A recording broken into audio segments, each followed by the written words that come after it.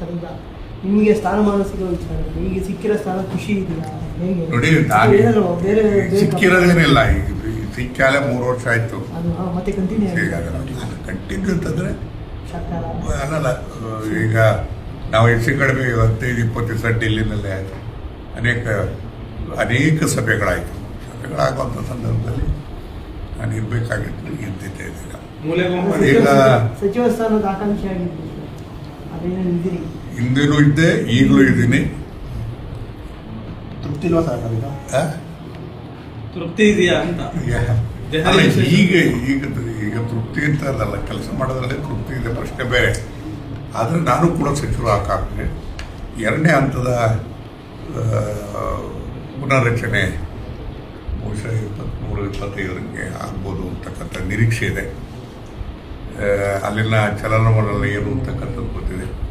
ಎಲ್ಲ ಒಂದು ಕಡೆಗೆ ವಿಶ್ವಾಸ ಇದೆ. ಯಾವ ಖಾತೆ ಮೇಲೆ ಆಸೆ ಪಟ್ಟಿದ್ದೀರಿ? ಖಾತೆ ಗೀತೆ ಎಲ್ಲ ಮೊದಲು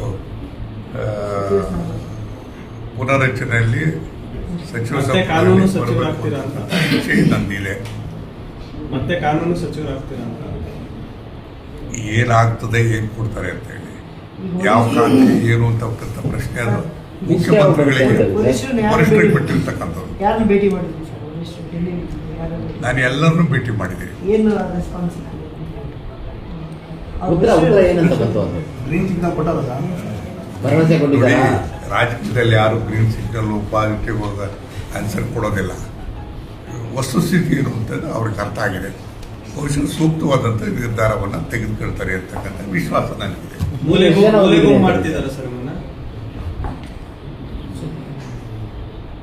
ಮೂಲೆ ಗುಂಪಾಗಿದ್ರೆ ನಾನು ಡೆಲ್ಲಿನಲ್ಲಿ ಇದ್ದು ಕೇಂದ್ರದ ಎಲ್ಲ ಸಚಿವರ ಹತ್ರ ರಾಜ್ಯದ ಸಮಸ್ಯೆಗಳನ್ನ ಮಾತಾಡೋಕ್ಕಾಗ್ತಿತ್ತ?